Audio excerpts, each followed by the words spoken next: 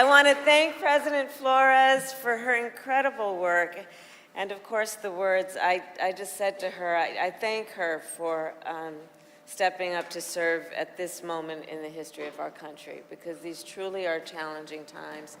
And for all the leaders who are here, the courage that you show every day to do this work is extraordinary. And you do this work on behalf of people we may never meet and people who may never know our names.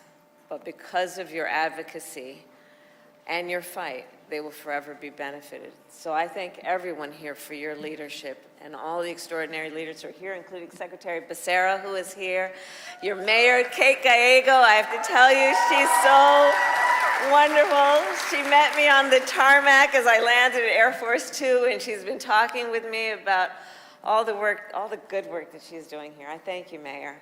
Congressman Greg Stanton is here, a powerful voice for this city, and in particular on the issue of public transit and water infrastructure. And by the way, today's his birthday. Yes, okay, so we all wished him a happy birthday. And of course, my dear friend Ruben Gallego wanted to be here today, the congressman. I saw him last night in Washington at the President's State of the Union. I've known him for a while, and I have to say that the congressman, he is a tireless fighter for the people and the families of Arizona. So we are thinking of him. And he has been a true leader, a national leader to the President and me in terms of his advice and friendship. I also want to thank all the organizers in Arizona who are collecting signatures to uphold one of our nation's highest ideals. Thank you all. This makes a huge difference. And of course, you are fighting for the ideal of freedom, freedom, freedom. It is fundamental to the promise of America. Freedom of speech, freedom of worship, freedom of assembly, and the freedom to vote. And in America, freedom is not to be given. It is not to be bestowed. It is ours by right. And that, of course, includes the freedom to make decisions about one's own body, not the government telling people what to do.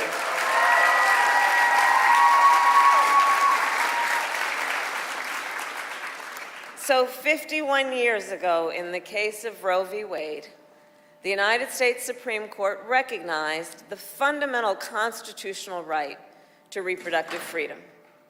However, almost 2 years ago, the highest court in our land, the Court of Thurgood and RBG, took a constitutional right that had been recognized from the people of America, from the women of America. And now we must speak of Roe in the past tense. In states across our nation, extremists have proposed and passed laws that criminalize doctors and punish women. Laws that threaten doctors and nurses with prison time, even for life, simply for providing health care. Laws like those in Arizona that make no exception even for rape or incest. Now, as many of you know, I started my career as a prosecutor specializing in crimes of violence against women and children. What you may not know is why. So when I was in high school, my best friend, I learned, was being molested by her stepfather. And so I said to her, look, you've got to come stay with us. I called my mother, and my mother said, absolutely, she has to come stay with us, and she did. So the idea that someone who survives a crime of violence to their body, a violation of their body, would then be told they don't have the authority to make a decision about what happens to their body next? That is immoral. That is immoral.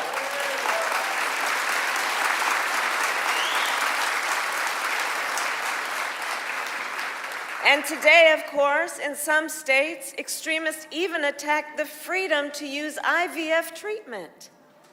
Women and couples denied the ability to fulfill their dream of having a child.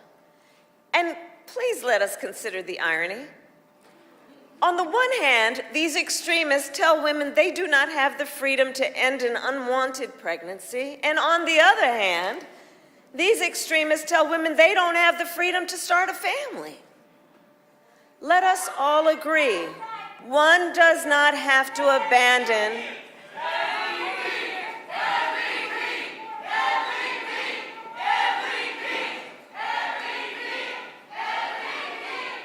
Let us all agree.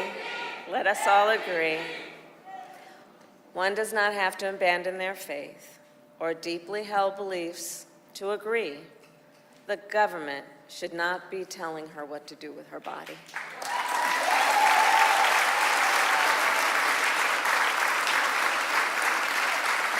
And this is, in fact, a healthcare crisis.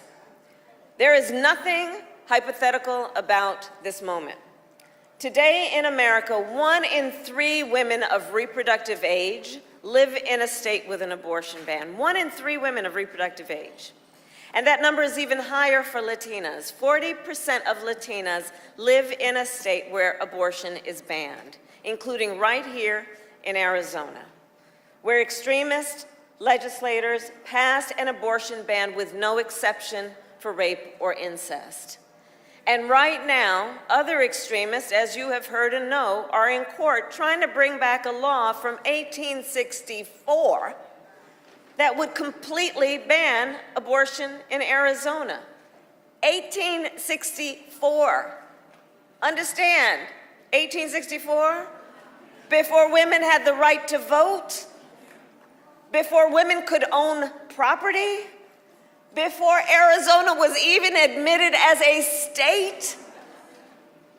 Look, these extremists, they're trying to take women back to the 1800s, but we're not going to let them. We're not going to let them. We are not going to let them. And let us understand the impact of laws like these, since Roe was overturned, have created a horrific reality that women in our country are facing every single day. It is not without harm to real people that this has happened. You know, I've met women who had miscarriages in toilets because they were refused care. I met a woman who went to the emergency room during a miscarriage and was turned away repeatedly because the doctors there were afraid they might be put in jail for giving her care. And it was only when she developed sepsis that they administered care. And consider that the majority of women in America are mothers who have abortions. The majority are mothers. So if she lives in a state with an abortion ban and needs to travel to receive care, God help her if she does not have paid leave or affordable child care, or the savings necessary to buy a bus, train, or plane ticket to get where she can receive support and help. And by the way, these extremists say they're motivated by the health and well-being of women and children, while they are silent on the issue of maternal mortality. That in connection with childbirth, women in America die at a higher rate than any women in a wealthy nation around the world. The issue of maternal mortality, and they've been silent on that, and all of a sudden they are the great defenders of women and children. Consider on the issue of maternal mortality that Black women are 3 times as likely to die in connection with pregnancy, Native women twice as likely, rural women 1.5 times as likely. And the top 10 states with the highest rates of maternal mortality all have abortion bans, including Arizona. The hypocrisy abounds. And the reality, in real time, across our country, is that for every story we hear, there are so many that we do not. Today, an untold number of women are silently suffering. Women who are being subjected to profound judgment, women who are being made to feel as though they did something wrong, as though they should be embarrassed, as though they are alone. So to these women I say, we see you, and we are here with you, and we are always going to stand by you. You are not alone.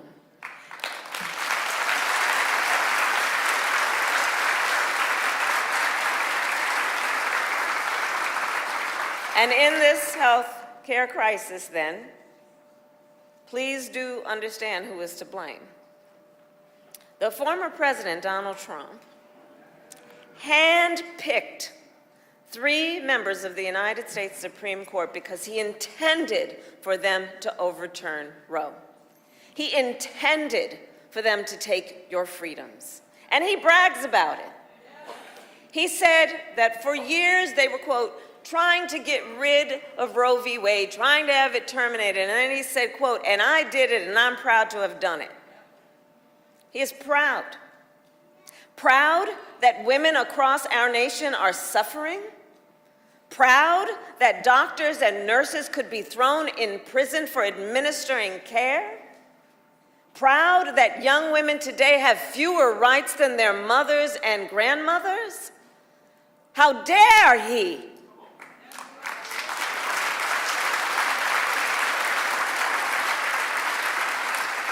So let us understand, the former president is the architect of this healthcare crisis.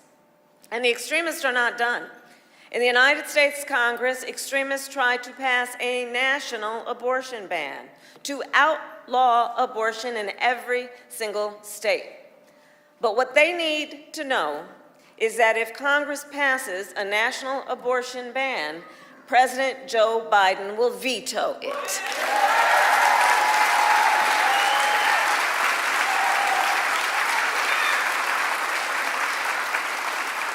Because here's the deal. We trust women. We trust women to know what is in their own best interest. And women trust us to fight to protect their most fundamental freedoms. And it's going to take all of us. It is going to take all of us. Joe Biden and I are fighting in court to protect women's access to medication and emergency care. We have worked to make sure medical records stay between a doctor and his or her patient. We have protected the right of women to travel between states for abortion care, and we are fighting for access to free contraception. But here's the bottom line.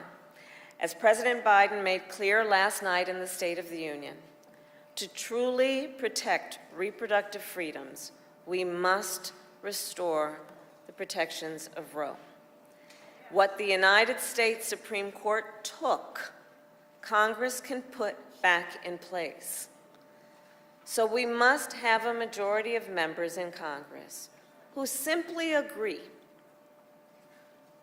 regardless of their personal beliefs for themselves or their family, who just simply agree that the government should not be making these personal decisions for other people.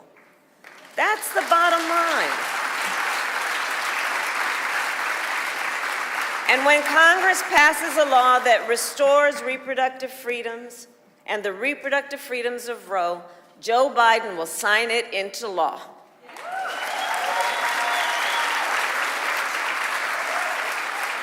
So, in conclusion, I will repeat, it is going to take all of us.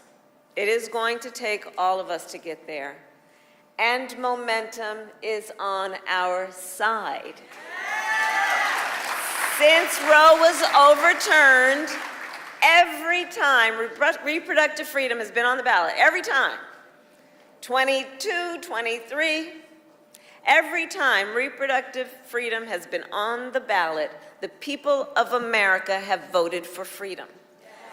From Kansas to California to Kentucky, in Michigan, Montana, Vermont, and Ohio, the people of America voted for freedom by overwhelming margins. And by the way, that also makes a different point, which is this is not a partisan issue. It's not a partisan issue. In red states and blue, tens of millions of Americans marched to the polls And the voice then of the people has been heard, and it will be heard.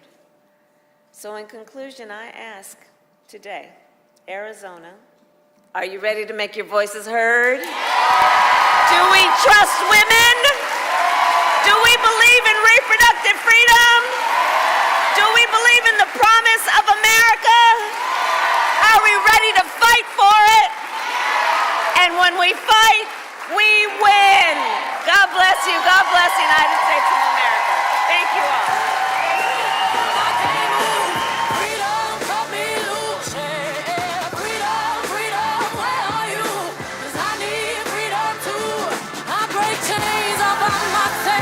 Won't let my freedom rot in hell. Hey, I'ma keep on running, 'cause the winner don't quit on themselves.